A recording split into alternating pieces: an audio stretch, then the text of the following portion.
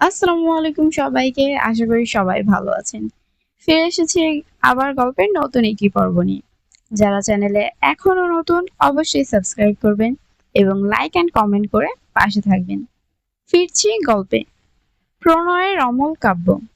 লেখক DRM সোহাগ। পর্ব সংখ্যা 16 আর কণ্ঠে আমি আছি ইতি। ইরফান এগিয়ে গিয়ে দাঁড়ায় বেডের পাশে। গম্ভীর চোখে বেশ কিছুক্ষণ মায়রাকে পর্যবেক্ষণ করলো। উপর হয়ে শুয়ে মুখ এদিকে ফিরিয়ে রেখেছে মেয়েটা। পিঠে ছড়িয়ে পড়া চুলগুলোর দিকে কিছু অংশ হেলে মুখের উপর এসে মুখ ঢাকা পড়ে গিয়েছে। ইরফান মায়রার পিঠের দিকে নজর দেয়। চুলগুলো ভীষণ অগোছালো। জামা ঠিকঠাকই আছে। বাম পা ভাঁজ করে ডান পায়ের হাঁটুর নিচ বরাবর রেখেছে। ডান পায়ের প্লাজো অনেকটা উপরে উঠে গিয়েছে, তবে হাঁটুর উপরে ওঠেনি। ইরফান দুহাত ভাঁজ করে সূক্ষ্ম চোখে মায়রাকে পরখ করে। মায়েরা ঘুমের মাঝে উল্টো ফিরে শোয়। চুলগুলো গলায় পেঁচিয়ে যায়। ওড়নার হদিস নেই। জামা সরে গিয়েছে পেটের ওপর থেকে, তবে প্লাজোর কোমরের রাবার বেশ উপরে পড়া, যার ফলে ফর্সা পেটের খুব সামান্যই দেখা গেল। ইরফান শটান হয়ে দাঁড়িয়ে মায়রাকে দেখলো চুপচাপ। এরপর চোখ বুজে ডান হাতে দু আঙুলের সাহায্যে কপাল চুলকায়। জিভ দিয়ে ঠোঁট ভেজায়। ঘাড় ডোলে ভারী নিঃশ্বাস ফেলে। এরপর আবারও চোখ খুলে মায়রার মুখের দিকে তাকায়। ইরফানের মনে হলো মায়রা হাসছে। তীক্ষ্ণ চোখে তাকালো। না, হাসছে না। তার মনে হলো হাসছে। মেয়েটা বিরক্তিতে কপাল কুঁচকায়। চুল গলার সাথে পেঁচিয়ে গিয়েছে।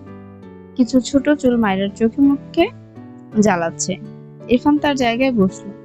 হাত বাড়িয়ে মায়রার গলার সাথে পেঁচিয়ে যাওয়া চুলগুলো সরিয়ে দিল বাম দিকে। ফর্সা গলা উন্মুক্ত হয়। ইরফান ঢোক গিলে চোখের দৃষ্টি ঘুরিয়ে মায়রার মুখ পানে তাকায়। দুহাতে মায়রার কাঁধ ধরে বেডের অপর কোনায় শুইয়ে দেয়। এরপর চোখ বুজে দীর্ঘশ্বাস ছাড়ে। খানিক বসে রইল এভাবে। এরপর উঠে গিয়ে একটা বক্স থেকে দুটো ঘুমের ওষুধ বের করে গ্লাসে পানি ঢেলে ডান হাতে গ্লাস নিয়ে মায়রার দিকে তাকিয়ে ওষুধ দুটো খেয়ে নেয়। মেয়েটার মুখে দৃষ্টি স্থির রেখে হাতের গ্লাস টেবিলের উপর রেখে দেয়। বা হাতের বুড়ো আঙুলের সাহায্যে নিচের কালচে ঠোঁটে দুবার আঙুল ছোঁয়। এরপর এগিয়ে এসে মায়রার পাশে শটান হয়ে শুয়ে পড়ে। ডান হাত চোখের উপর রেখে চোখ বুঝে। কিছুক্ষণ না যেতে মায়রা গড়িয়ে এসে ইরফানের গায়ের সাথে লেগে যায়। বা হাত ইরফানের বুকের উপর ঠাস করে রাখে ঘুমের ঘোরে। ইরফান বিরক্ত, চরম বিরক্ত। কিন্তু ছেলেটা নড়ল না, গায়েট হয়ে সেভাবেই থাকলো। এভাবে কিছুক্ষণ পেরোলে মায়রা আবারও নড়ে চড়ে ইরফানের পেটের সাইডে মুখ ঠেকায়। সময়ের পাল্লা বাড়ে। মায়রার গরম নিঃশ্বাস ইরফানের পেটের কাছে ছড়িয়ে পড়ে। ছেলেটার গায়ে এমনি শার্ট নেই।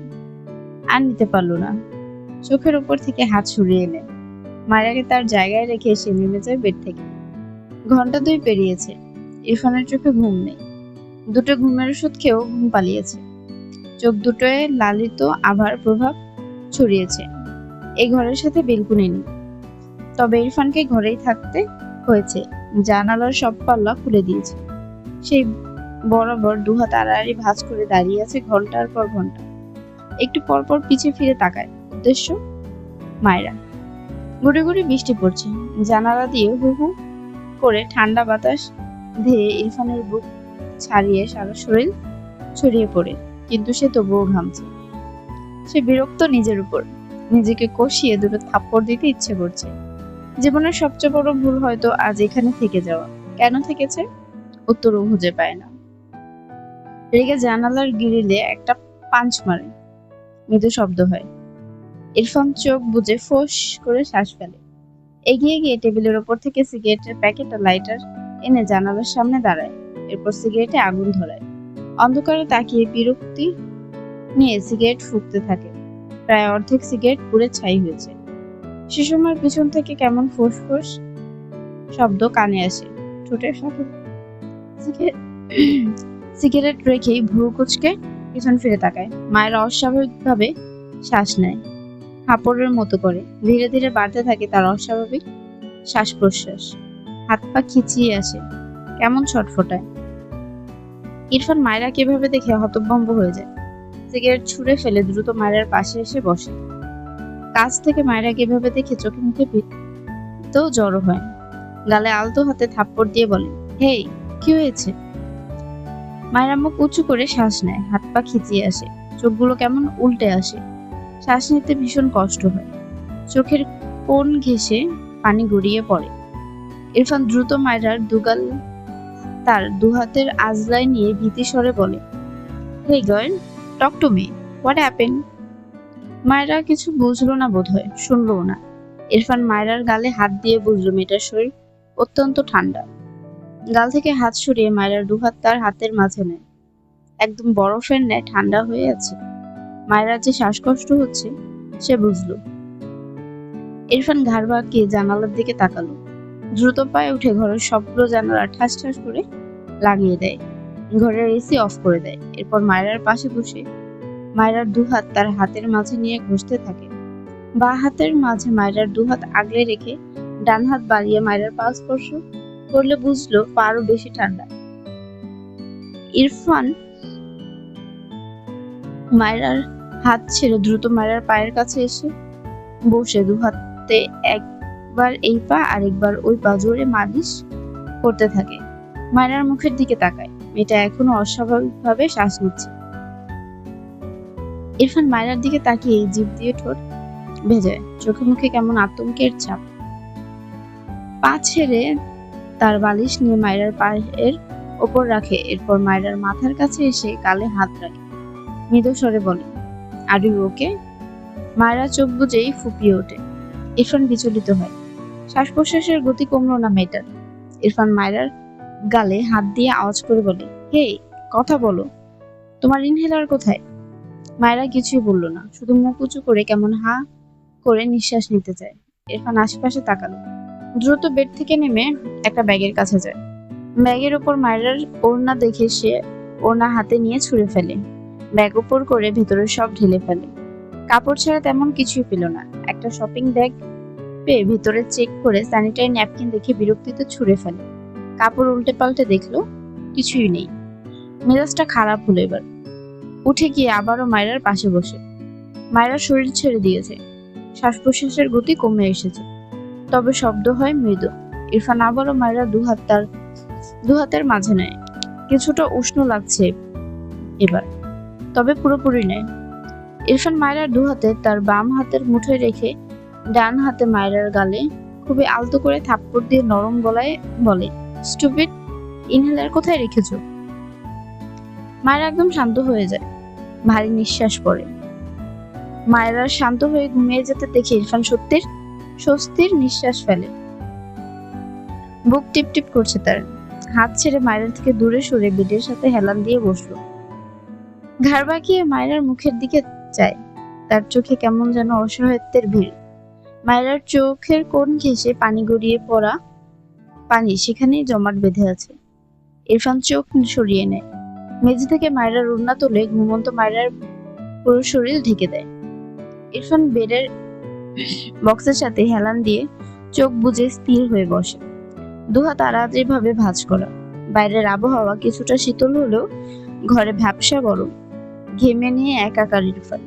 বলিষ্ঠ দেহ চুইয়ে ঘাম বেয়ে পড়ে, কপালে, নাকে, ঠোঁটের উপরিভাগে বিন্দু বিন্দু ঘামের ছড়াছড়ি, কিন্তু সে নির্বিকার চিত্তে চুপ করে বসে রইল। ইরফানের হঠাৎ মাথায় আসে, সিগারেটের ধোঁয়ায় শ্বাসকষ্টের রোগীদের প্রবলেম হয়। চোখ মেলে দ্রুত বিছানা থেকে নেমে জানালার সামনে এসে দাঁড়ায়। জানালার কাছে সিগারেটের প্যাকেট, পাশে লাইটার পেয়ে যায়। সিগারেটের প্যাকেট মেঝেতে ফেলে ডান হাতে লাইটার নেয়, এরপর হাঁটু মুড়ে বসে লাইটারের সাহায্যে সিগারেটের প্যাকেট জ্বালিয়ে দেয়। প্যাকেটে সিগারেট ভর্তি, জাস্ট একটার অর্ধেক টেনে সেটাও ছুঁড়ে ফেলেছিল। আপাতত এটার উপরই তার রাগ। ঘাড় বাঁকিয়ে মায়রার দিকে তাকায় একবার, তারপর পড়তে থাকা সিগারেটের প্যাকেটের দিকে তাকালে ধোঁয়া উঠতে দেখে ও শিট বলে বাম হাতে জ্বলন্ত আগুন চেপে নিভিয়ে দেয়। ধোঁয়া ছড়িয়ে যাওয়ার আগেই শব্দ নেভানো আগুনের ন্যায় গরম আতপোড়া সিগারেটের প্যাকেট ডান হাতে তুলে দাঁড়ায়। বাঁ হাতে জানালা খুলে সে সিগারেটের প্যাকেট ছুঁড়ে ফেলল। ডান হাতটা একবার ঝাড়া দেয়, হাতে ছ্যাঁক লেগেছে হয়তো, কিন্তু মুখাভাবে কোনো ব্যথার চিহ্ন নেই, সে একদম স্বাভাবিক। জানালা লাগিয়ে দিয়ে আবারও বিছানায় এসে বসে। আরো ঘন্টাখানিক পেরিয়ে যায়। ইরফান চুপচাপ সেভাবেই বসে থাকে। কেউ দেখলে বলবে সে হেলান দিয়ে ঘুমিয়েছে, অথচ সে সজাগ। হঠাৎ চোখ মেলে মায়রার দিকে তাকায়। মায়রা এতক্ষণে আর একবারও নড়াচড়া করেনি। ভ্রু কুঁচকে কিছুটা এগিয়ে গেলে মায়রার ডান হাত ধরে। গালে হাত দিলে মায়রা একটু নড়ে বসে। ইরফান মায়রার হাত ছেড়ে বেড থেকে নেমে যায়।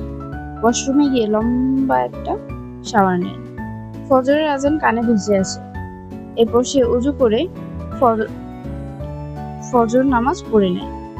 তারপর আবারও বেডের সাথে হেলান দিয়ে চোখ বুজে। ঘন কালো আধার নিভে সকালের মিটিমিটি আলোয় ধরনী আলোকিত হতে ব্যস্ত। পাখির কিচিমিচির ডাক শোনা যায়। থেকে থেকে মোরগের ডাক কিছুটা উচ্চস্বরে ভেসে আসে। মায়রা গড়িয়ে এসে ইরফানের বাঁ পায়ের উরুর সাথে ঠেকে। বাঁ পায়ে ইরফানের পা জড়িয়ে হাঁটুর উপরিভাগে মাথা রেখে ঘুমায়। ইরফান চোখ মেলে তাকায়। মায়রা তার মুখ ইরফানের উল্টো দিকে রেখেছে। ইরফান মায়রার ঘন কালো এলোমেলো চুলগুলো দেখল, কিছু বলল না। মায়রাকে সরিয়েও দিল না। ডান হাত বাড়িয়ে মায়রার গলা চেক করলো। মেয়েটার শরীর হালকা ঠান্ডা, ঘামেনি বিন্দুমাত্র। ইরফান ফোঁস করে শ্বাস ফেলে। বেডসাইড টেবিল থেকে তোয়ালে নিয়ে নিজের ঘামযুক্ত মুখটা মুছে নেয়। এরপর আবারও চোখ বুজে ডান হাত চোখের উপর রাখে। ফজরের আগে গোসল করলেও সকাল হতে হতে ইরফানের আবারও ঘেমে নিয়ে একাকার অবস্থা। পুরো শরীর চটচট হয়ে আছে। দু হাতে বিন্দু বিন্দু ঘাম শিশিরের ন্যায় জমেছে।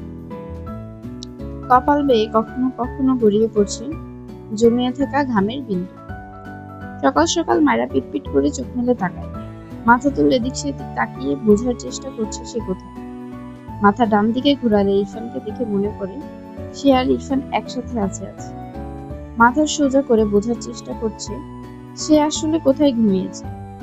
যখন বুঝলো এটা ইরফানের পা, চোখ বড় বড় করে আরেকবার ইরফানের দিকে তাকালো। ধরফর করে উঠে দ্রুত সরে যায়। এই লোক যদি দেখে সে তার গায়ের ওপর ঘুমাচ্ছে, তাহলে নিশ্চিত তাকে নদীতে ভাসিয়ে দিয়ে আসবে। মায়রা গায়ে ওড়না জড়িয়ে দ্রুত বেড থেকে নেমে দাঁড়ায়। মায়রা ইরফানের দিকে তাকায় ভ্রু কুঁচকে। এই লোক বসে বসে ঘুমাচ্ছে কেন? সে এইসব ভাবনা রেখে দেয়াল ঘড়ির দিকে তাকালো। সকাল 7:30। মায়েরা অবাক হয়। আজ এত ঘুমিয়েছে সে? তার তো আর ফজরে ওঠার অভ্যাস। আফসোসের সুর টানলো মেয়েটা। এগিয়ে গিয়ে ঘরের দুটো জানালা খুলে দেয়। ঘর কেমন অন্ধকার হয়ে আছে। নিচে চোখ পড়লে দেখলো তার কাপড় চোপড় সব ব্যাগ থেকে ফেলে রাখা, একদম ছড়িয়ে ছিটিয়ে। ব্যাগে কোনো দিকে আর তার হদিস নেই। মায়েরা চোখ বড় বড় করে তাকায়। এগুলো কে করেছে? বিড়াল? কিন্তু কোন দিক দিয়ে আসলো সেই বিড়াল? রাতেই তো সব ঠিক ছিল, দরজাও লাগানো। পিছন থেকে ইরফানের গম্ভীর স্বর আসে, তোমার অ্যাজমার প্রবলেম আছে? মায়েরা অবাক হয়ে সাথে সাথে পিছন ফিরে তাকায়। ইরফানকে যেভাবে চোখের ওপর ডান হাত দিয়ে বসে থাকতে দেখেছে এখনো সেভাবেই আছে। তার মানে এগুলো ঘুমায়নি। সে তো লোকটার পায়ের উপর ঘুমিয়েছে। এখন তাকে কি করবে? কয়টা থাপ্পড় মারবে? ভাবতেই দুহাত দুগালে চলে যায়। ইরফানের ধমকের সুরে গম গম স্বরে ভেসে আসে, stupid, speak up, speak up. মায়েরা ঝাঁকি দিয়ে ওঠে। ইরফানের প্রশ্নটা মগজে বাজতে অবাক হয়ে বলে, আপনি কি করে জানলেন আমার অ্যাজমা? ইরফান চোখের উপর থেকে হাত সরিয়ে মায়েরার দিকে তাকায়। মায়েরা ইরফানের দিকে চেয়েছিল। ইরফানের অমন লাল চোখ দেখে তার চোখ কেমন ধাঁধিয়ে ওঠে। মায়েরা ভীত চোখে তাকায়। সে লোকটার পায়ের উপর ঘুমিয়েছে বলে কি রেগে এমন হয়েছে? মায়েরা অসহায় মুখ করে মিনমিন করে বলে, আমি ইচ্ছে করে আপনার পায়ের উপর ঘুমাইনি, বিশ্বাস করুন, সরি। ইরফান বিরক্ত চোখে চেয়ে বলে, হোয়াট? মায়েরা চুপ করে থাকে। ইরফান রেগে বলে, আনসার মি, তোমার ইনহেলার কোথায়? মায়েরা আমতা আমতা করে বলে, ইনহেলার তো সবসময় লাগে না, শীতে প্রয়োজন পড়ে বেশি, এখন তো গরম, এখন লাগে না, তাই নেই। ইরফান দাঁতের দাঁত চেপে চিৎকার করে বলে, থাপ্পড় দিয়ে দাঁত ফেলে দিব, স্টুপিড। অ্যাজমা গ্রীষ্ম শীত দেখে চাপ দেয়? মাথায় গিলু নেই? মায়েরা কেঁপে ওঠে, চোখ খিচে বন্ধ করে নেয়। এত জোরে চিৎকার করার কি আছে? অদ্ভুত। ইরফান ফোঁস করে শ্বাস ফেলে বলে, আউট। মায়েরা ভ্রুকুচকে তাকায় ইরফানের দিকে, চোখ দুটো অস্বাভাবিক লাল। সাহস করে বলে, আপনার কি জ্বর এসেছে? ইরফান বিরক্ত হয়ে বলে, বের হও এই ঘর থেকে এক্ষুনি।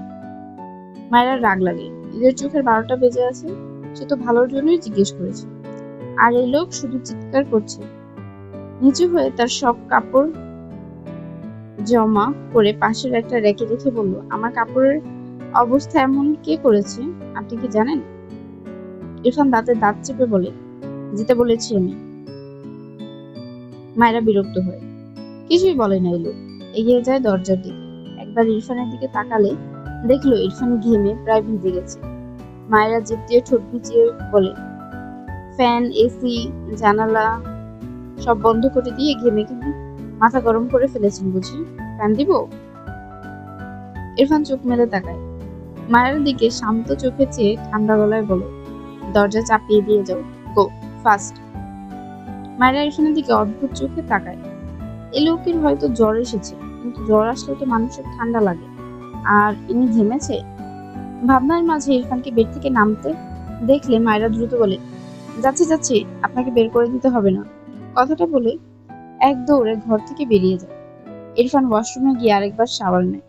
এরপর ওয়াশরুম থেকে বেরিয়ে দরজা চাপিয়ে জানালা বন্ধ করে এসি ছেড়ে দেয়। এরপর একটা টাফ মিল খেয়ে উল্টো হয়ে শুয়ে চোখ বুঝে ডান হাতের দু আঙুলের সাহায্যে কয়েকবার কপাল মাসাজ করে। মায়েরা শুদ্ধর মায়ের ঘরে এসে কাজা নামাজ পড়ে নেয়। কিছুক্ষণ পর শুদ্ধর মা তার ঘরে এসে মায়েরার হাতে কফি দিয়ে বলে, ইরফানকে দিয়ে আসতে। মায়েরা মাথা নাড়িয়ে বলে, ফুপি, তোমার ভাতিজাই আমাকে বের করে দিল, আর যাবো না। মায়েরার মা শুনলো না, জোর করে মায়েরার হাতে কফি ধরিয়ে দিয়ে বলল, কফিটা শুধু দিয়ে আসবি, যা। মায়েরা বুঝলো তাকে যেতেই হবে, নয়তো ইনি ছাড়বেন না। ইচ্ছে না থাকা সত্ত্বেও কফির কাপ নিয়ে আবারও ইরফানের ঘরে যায়। দরজা ঠেলে দেখলো ভেতর থেকে লাগানো নেই। ভেতরে চোখ করলে দেখলো পুরো ঘর অন্ধকার। মায়েরা বিরক্ত হলো, এই লোকটা কেমন যেন শুধু অন্ধকার করে রাখে ঘর। দরজা খুলে পাটি পিটিপে ঘরের ভেতর প্রবেশ করে। হাতের কাপ বেডসেট টেবিলে রেখে ইরফানের দিকে তাকায়, মুখ উল্টো দিকে ঘুরানো। মায়েরা বেডের এপাশ থেকে ওপাশে যায়, ভাবছে লোকটা ঘুমিয়েছে নাকি তখনকার মতো স্ট্যাচু হয়ে আছে। ডাকবে কি? না থাক, আবার ধমক নয়তো থাপ্পড় খেতে হবে, যখন ইচ্ছে হবে খেয়ে নিবে। এই ভেবে ঘর থেকে বেরিয়ে গিয়েও কিছু একটা মাথায় আসে। আবারও পিছন ফিরে ইরফানের পাশে এসে দাঁড়ায়। একটু ঝুঁকে ইরফানের বড় চুলের মাঝে কয়েকটা চুল হাতে তুলল। এরপর ইরফানের দিকে তাকায়। সে বুঝতে চাইছে লোকটা ঘুমিয়ে না জেগে। কোনো সাড়া পেল না। ভারী নিঃশ্বাসের শব্দ পায়। মায়েরা বুঝলো লোকটা ঘুমিয়েছে। হাতের চুলগুলো ছেড়ে উল্টো ঘুরে পাটি পেটে ঘর থেকে বের হয়। এরপর দৌড়ে শুদ্ধর মায়ের ঘরে যায়। ফুপি, তোমার কাছে কেচিয়েছে? কি করবি? মায়েরা আমতা করে বলল, এমনি, তুমি দাও। শুদ্ধর মা খুঁজে দেখলো এখানে ওখানে, না পেয়ে বলল, পেলাম না তো, কোথায় যে আছে। মায়েরার মন খারাপ হয়। মাথায় আরেকটা উপায় আসতেই বলে, মোম আছে না? শুদ্ধর মা ভ্রু কুঁচকে বলে, এই দিনের বেলা মোম দিয়ে কি করবে? দরকার আছে, একটু দাও। শুদ্ধর মা টেবিলের ড্রয়ার থেকে একটা নতুন মোম বের করে মায়েরার হাতে দেয়। এরপর রান্না ঘরের দিকে যায় রান্না বসাতে। এই মেয়ে কখন কি করে ও নিজেই জানে শুধু। মায়েরা মোম হাতে নিয়ে খুশি হয় ভীষণ। রান্নাঘরে গিয়ে মোম জ্বালিয়ে নিয়ে আসে।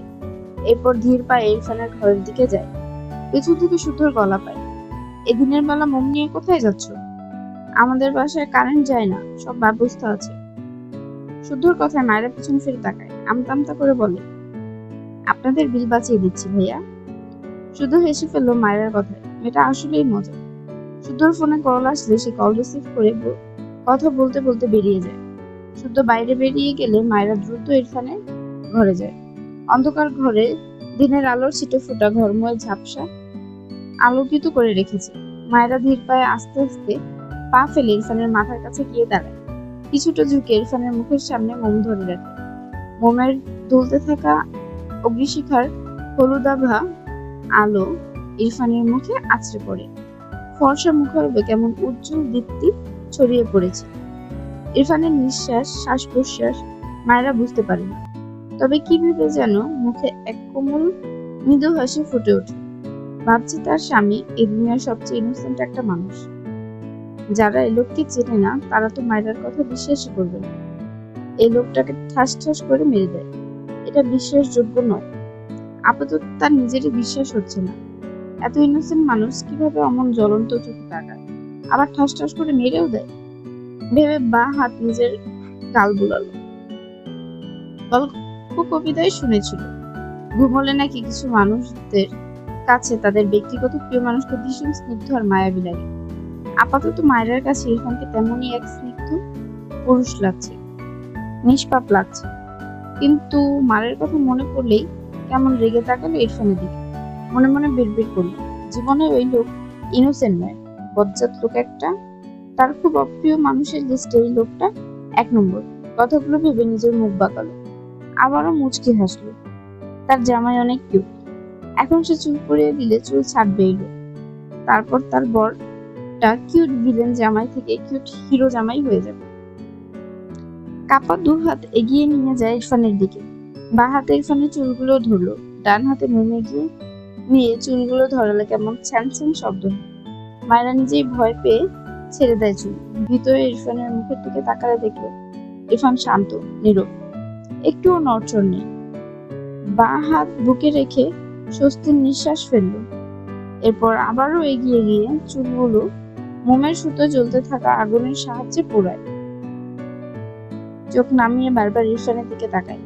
ভীষণ ভয় পাচ্ছে, কিন্তু সে তো কাল রাতে প্রতিজ্ঞা করেছে এই লোককে এমন পাগল থেকে মানুষ বানিয়েই ছাড়বে।